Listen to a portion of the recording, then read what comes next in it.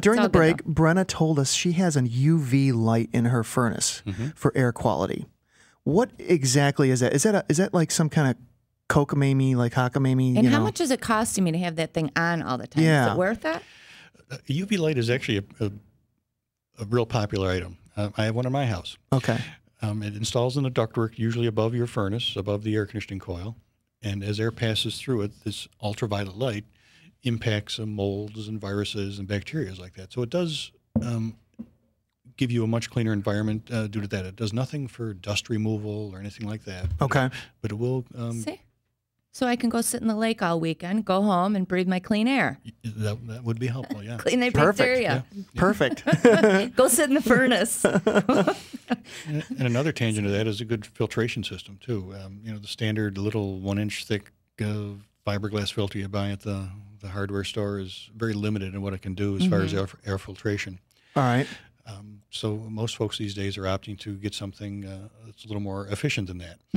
It not only helps your house, but also protects your equipment. The air conditioning coil above your furnace helps keep that clean. And What are you suggesting then? Are you talking about those electronic air cleaners? Or are you talking about a bigger, fatter furnace filter or what? Well, both of those are viable options. Okay. Electronic air cleaners are pretty popular for folks who have some severe conditions. They do a great job in removing almost anything that can aggravate their condition. Okay. But there's a mid-level as well if you didn't want to spend the big bucks on one of the electronic versions. Yeah. Oh, I go cheap all the way.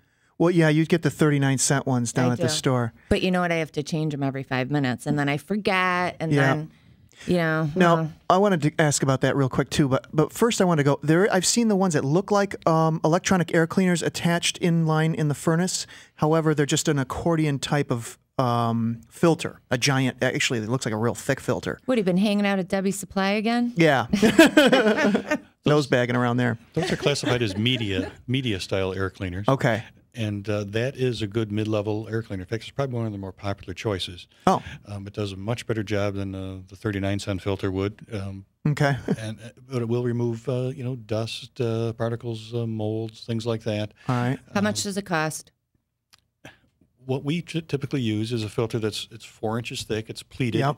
And does a great job. And you might be able to get 6 months to a year out of it. And I believe the filter is about $40. Oh, that's not bad. So you don't have to change it every month either, so you don't No. have to think about it. No, the better filter And you then get. you throw it away or you wash it off? No, it's disposable. Oh, disposable. And it literally takes out more debris, if you will, out of the air than the other style, the thin ones that you buy at the store. Exactly. Okay, now talk to me about the store ones. You probably have statistics of some sort. The 39-cent one versus the $10 What one. costs 39 cents? I never saw one of those. I'm using an extreme. We're on the radio here, Oh, okay? all right. All right, the 49-cent Petland. ones. Welcome to Petland. Petland. The 49-cent ones with the coupon or the $10 ones. There's a whole range of those that you shove in your. Everybody knows this. I mean, I'm just talking about every common person like myself, Yeah. Right. as if anybody's like myself. Yeah.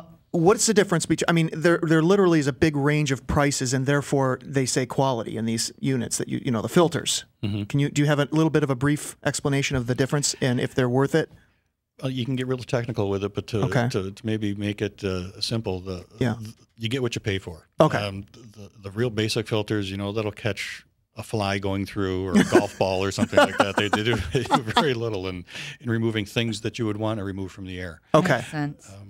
And then I would think minimally you'd want to get a pleated filter of the size that you have in your system, but be mindful of the fact that when you start adding a more efficient filter, you start increasing the resistance across that filter, which can impact performance. So there's some out there that you'd want to stay away from. And we offer several different levels. We do have a 1-inch pleated filter, which is a good basic filter that we started that doesn't offer a lot of resistance to the airflow. okay. And then from there up, it starts getting more efficient. Daryl Okay, Fishbaugh, thank you so much for sharing that information. I have a question for you regarding the air conditioning unit itself. Is it the best thing to keep the blower fan running? I am an advocate of continuous fan circulation. And what that means for those listeners who really don't know is that your thermostat, there's a switch and it says fan on or auto. In the auto position, the blower in the furnace will cycle on and off as your furnace or air conditioning unit operate to maintain temperature. You got that? I got it. All right. I'm with you.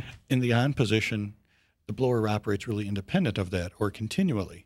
The air conditioning unit can turn on and off to maintain your temperature, but yet the blower still operates to circulate air, and it helps to even out of the temperature differences or establish temperature equity between levels throughout the house. Temperature equity, big word. So you're saying keeping the fan on all continuously is better for keeping the temperature even throughout the house? Sure, because what it'll do is it'll keep mixing the air in the house. It'll take the air from the rooms that are a little bit cooler and keep mixing with the air in the rooms that are a little bit warmer. Interesting concept How here. about the ceiling fans? Pat's got like 30 of them. I do not have one. We talked about this. I thought they were tacky, remember? Yeah, he doesn't like ceiling fans. They're actually a pretty good thing. Well, I thought they went out in the 80s. No, they're not about gaining popularity. I'm offending everyone. They're a good thing for both heating and cooling seasons because it keeps the air in the room circulating and eliminates what's called stratification, or temperatures at different levels throughout the Big room. word, stratification. I love it. Hey, Daryl's doing Daryl, good. you're so smart. So smart. Gee, I'm blushing. 271-8888, by the way. That's Daryl's phone number if you want to give him a call. If you're too shy to call up the Property Source radio show, but you have some questions on your heating or cooling, I'm sure that you help people over the phone as well Absolutely. as going out to the home and doing we talked about you do the BPI building performance. That's the energy assessment. Energy audit, yeah. So you also do the indoor air quality piece. You do duct sealing, all kinds of good stuff. And it costs absolutely nothing to get a technician or a consultant, rather, out to your house to go through the system and make some recommendations. So that's called free estimates in this day and age. Exactly. Good Nice. for you.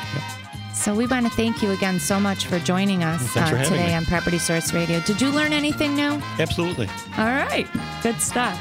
Next week, Pat, say goodbye to your PMI. All right, I like that. We're going to be talking about the PMI next week. No, that's saving money. Yeah. Not going green.